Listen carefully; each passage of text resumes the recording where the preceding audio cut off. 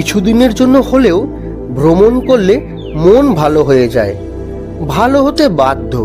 আর সেই জন্যই আবার বেরিয়ে পড়েছিলাম আমরা তিনজন প্রতিবারের মতো। এইবারেও কিন্তু দুর্দান্ত মজা করেছিলাম, আর সেই অভিজ্ঞতা গত 2 পর্বে তোমাদের সাথে শেয়ার করে নিয়েছিলাম।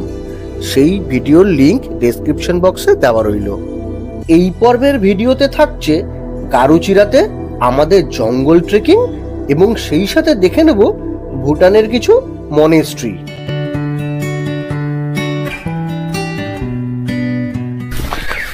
জঙ্গলের মধ্যে ঢুকছি।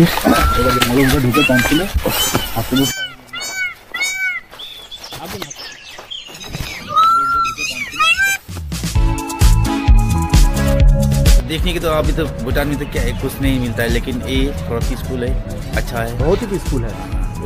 वही सबसे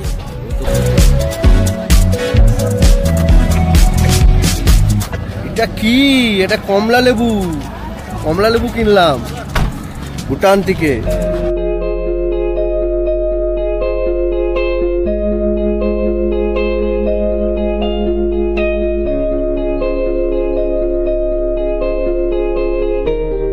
এইখান থেকে কিন্তু ভুটানের পাহাড়গুলো আরো কাছে দেখা যাচ্ছে। হেভি লাগছে, দারুণ লাগছে।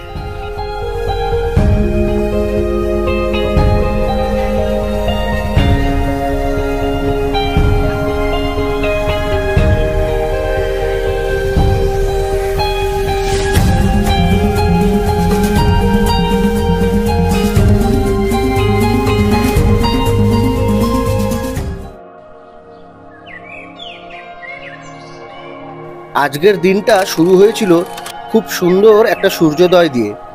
যান্ত্রিক শহরে এই রকম আকাশ সচরাচর দেখা যায় না। এই মুহূর্তে কটেজে সকালবেলায় ঘুরে বেড়াচ্ছি, চারপাশটা দারুণ লাগছে। একটু আগেই সানরাইজ দেখলাম।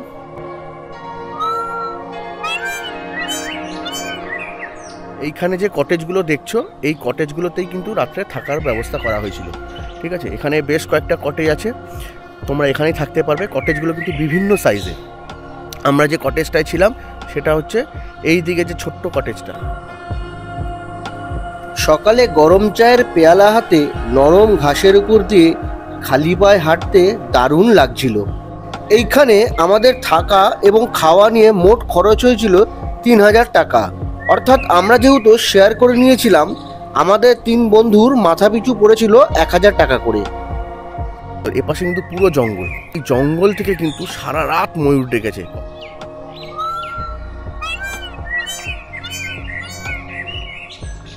জঙ্গল দেখার জন্য এই কটেজের একদম শেষ প্রান্তে কিন্তু একটা ওয়াচ টাওয়ার আছে। আমরা সেই ওয়াচ টাওয়ারে উঠবো। চলো যাওয়া যাক। বন্ধুরা, একটা কথা বিশেষভাবে মনে রাখবেন, বান্দাপানি এবং গারুচিরা কটেজের আশেপাশে কোনো দোকানপাট পাবেন না, কারণ জায়গাগুলো কিন্তু এখনো একেবারেই অফবিট। এই কটেজের 2 দিকে ঘন জঙ্গল, একদিকে মাথা তুলে দাঁড়িয়ে আছে ভুটানের সারিবদ্ধ পাহাড়, আর একদিকে বিস্তীর্ণ চায়ের বাগান, যেন এক টুকরো স্বর্গ। সূর্য ডোবার পর সন্ধ্যাবেলায় কিন্তু বেশ ভালো ঠান্ডা ছিল, এবং রাত্রেবেলাও বেশ ভালো ঠান্ডা ছিল, এবং সকালবেলা যখন আমরা সানরাইজ ক্যাপচার করার জন্য উঠেছিলাম তখনও কিন্তু বেশ ভালোই ঠান্ডা ছিল। সূর্য ওঠার সাথে সাথে ঠান্ডার প্রভাব একটু কমেছে, কিন্তু ঠান্ডা আছে। যখনই এখানে আসবেন গরম জামা কাপড় কিন্তু অবশ্যই নিয়ে আসবেন।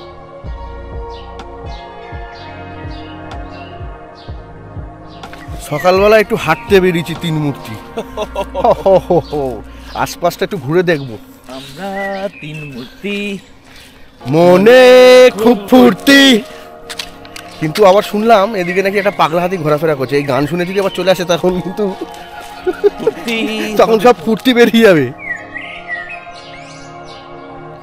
আমরা যে দিকটা যাচ্ছি ওদিকটা কিন্তু আরো জঙ্গল। শুনেছিলাম এই জঙ্গলের ভেতর দিয়ে হেঁটে ভুটান বর্ডারের একেবারে কাছে চলে যাওয়া যায়। জঙ্গলের ভেতরে রয়েছে এই মুহূর্তে। জঙ্গলটাকে একটু এক্সপ্লোর করার জন্য এসেছি। জানি না কতটা যাব, কারণ বললো একটা পাগলা দিয়ে নাকি এদিক সেদিক ঘুরে বেড়াচ্ছে। যাই হোক, আরও 2 জন এসছে, আমার টোটাল 5 জন, এবং সাথে এই ডগি। এই এই ডগি আমাদের সাথে আছে, দেখা যাক কতটুকু যাই। যদি যাই, যতটুকুই যাই তোমাদের দেখাবো।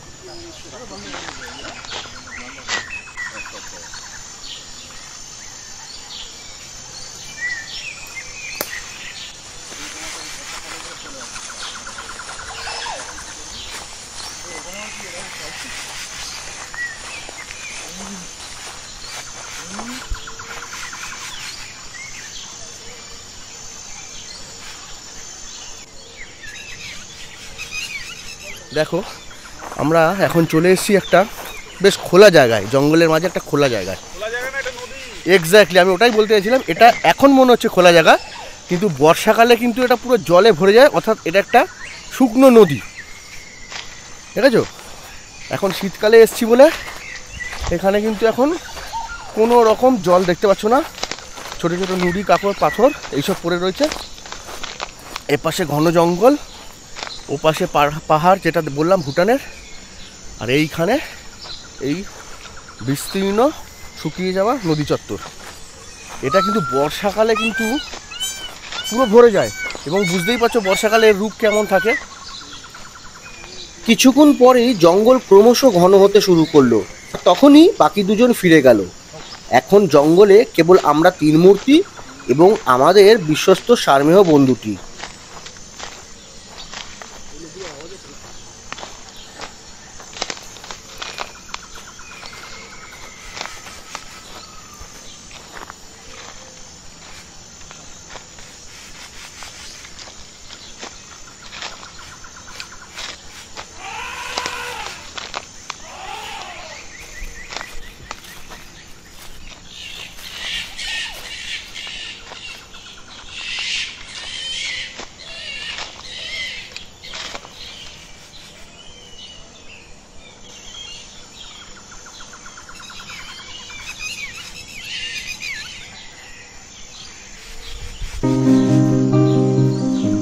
হাতে সময় কম থাকায় জঙ্গলের ভেতরে বেশ কিছুটা যাবার পর আমরা ফিরে আসি এবং রিভার বেড ধরে ভুটানের বর্ডারের দিকে এগিয়ে যাই।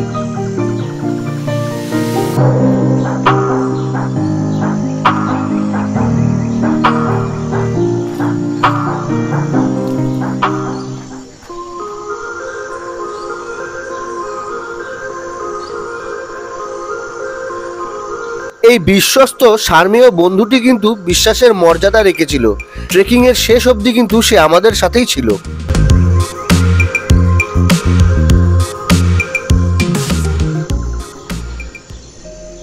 আমরা ইন্টারন্যাশনাল বর্ডারে দাঁড়িয়ে আছি, ইন্দো ভুটান বর্ডার। আমাদের পিছনে একটা মাইল ফলক, একটা কলাম লাগানো আছে, এটাই বর্ডারের ডিমার্কেশন। হঠাৎ একজন অনুপ্রবেশকারীকে বর্ডার পেরিয়ে ভারতে ঢুকতে দেখে স্ম তার উপর ঝাঁপিয়ে পড়ে। Go back to your country.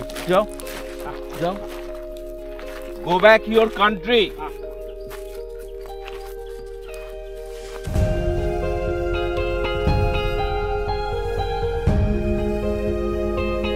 প্রায় 1.5 ঘন্টার ট্রেকিং শেষ করে আমরা আমাদের কটেজে ফিরে আসি।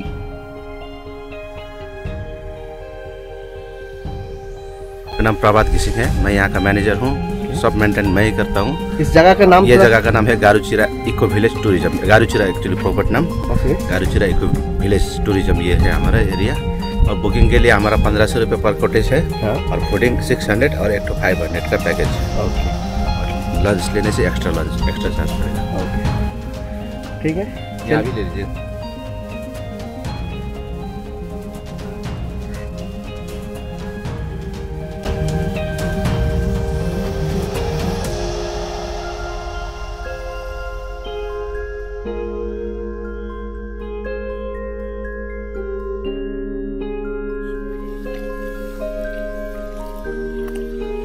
গরম গরম লুচি আর আলুর দম, সাথে স্যালাড দিয়েছে। খাবারটা দারুণ টেস্টি, আর পেছনে সিনিক ভিউ। খেতে খেতেই ভুটানের পাহাড় দেখে নিচ্ছি, দারুণ।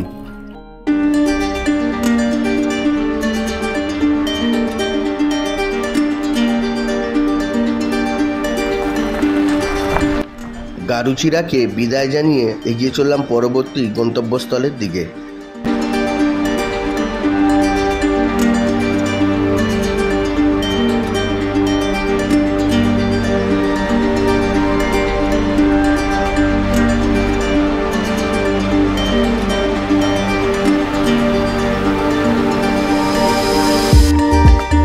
আমি এখন আছি ভুটান বর্ডারের সামনে দাঁড়িয়ে। ডকুমেন্ট প্রসেস করাতে গেছে বাকি দুই বন্ধু, ওরা ডকুমেন্ট প্রসেস করিয়ে আসলে আমরা ভুটানে এন্ট্রি করব। আমার পেছনে যে গেটটা তোমরা দেখতে পাচ্ছ ওটা হচ্ছে ভুটান গেট। আমরা এখান থেকে এন্ট্রি করব। ডকুমেন্ট লাগছে ভোটার কার্ড, ড্রাইভিং লাইসেন্স।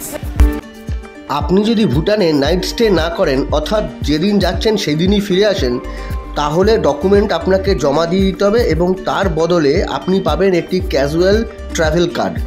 এবং দিনের শেষে যখন ফিরে আসবেন তখন ওই কার্ড জমা দিয়ে আপনি আপনার অরিজিনাল ডকুমেন্ট ফেরত নিয়ে নিতে পারবেন।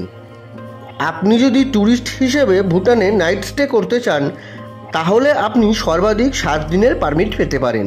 ভারতীয়দের জন্য প্রতিদিনের 1200 টাকা এসডিএফ চার্জ ধার্য করা হয়েছে।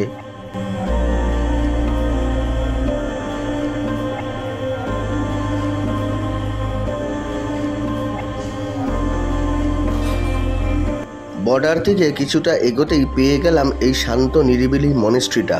স্থানীয় লোকজনেরা এখানে এসে প্রার্থনা করেন।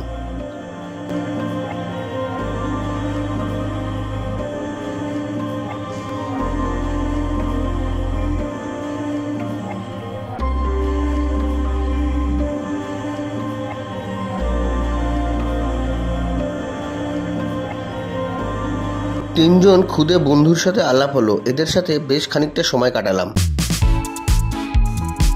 मेरा नाम पसंद है। हम लोग यहाँ पर गम-टू पर बैठा है। मैंने नहीं। और तुम्हारा नाम क्या है? एक्जिन गुरु। क्या गुरु? एक्जिन गुरु। नाच रहा है।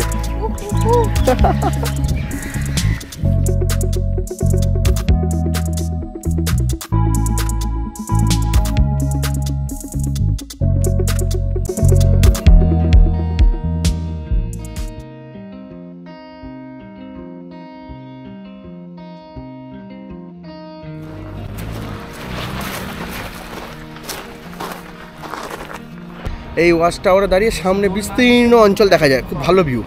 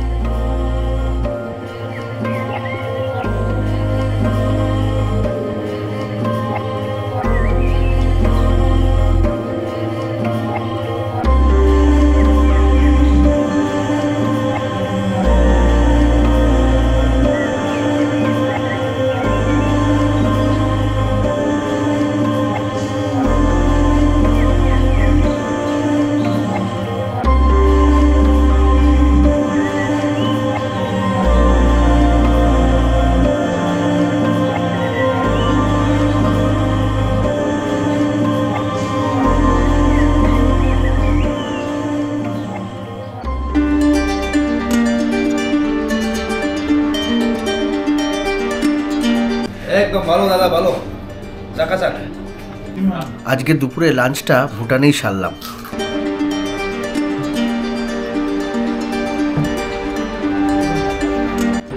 आपका नाम क्या है भैया? अर्जुन। अर्जुन। और आपका मैम? सपना सपना। हम दोनों मेरा पति ओह अच्छा अच्छा। लंच और जो सब्जी था आपका जो वेजिटेबल बहुत अच्छा लगा। बहुत अच्छा था। हाँ बहुत अच्छा लगा। वो हम लोग को उसमें तेल नहीं होता है, मसाला नहीं होता है, ठीक है, खाली जो गाय का थोड़ा सा घी आता है, ঘি কা ফ্লেভার। রাস্তা দিয়ে যেতে যেতেই এই ভুটিয়া মার্কেটটি চোখে পড়লো। সেখানে শীতের পোশাক থেকে শুরু করে ফল, কাঁচা সবজি অনেক কিছুই বিক্রি হচ্ছে দেখলাম। কেজিতে কটা আসবে দাদা? এটা কি? এটা কমলা লেবু। কমলা লেবু কিনলাম ভুটান থেকে। কমলা লেবু কিনে গাড়িতে কমলা লেবু খেতে খেতে যাচ্ছি। অবশেষে এবার ফেরার পালা। এটাই ছিল আমাদের 3 বন্ধুর একসাথে করা প্রথম ইন্টারন্যাশনাল ট্রিপ। বিদেশ থেকে ফিরলে দেশে কার না ভালো লাগে, বিদেশ থেকে ফিরলে দেশে কার না ভালো লাগে। আমরা ভুটান থেকে ইন্ডিয়া ফিরে এসেছি। নিজের দেশে আসার পরে আমাদের পুলক শিহরিত হয়ে সপ্তম স্বর্গে। অনেক ভালো লাগা ভালোবাসা নিয়ে ফিরলাম। কেমন লাগলো ভিডিওটা তোমরা জানিও। যদি ভালো লেগে থাকে তাহলে ভিডিওটাকে অবশ্যই লাইক করো এবং বন্ধুদের সাথে শেয়ার করো।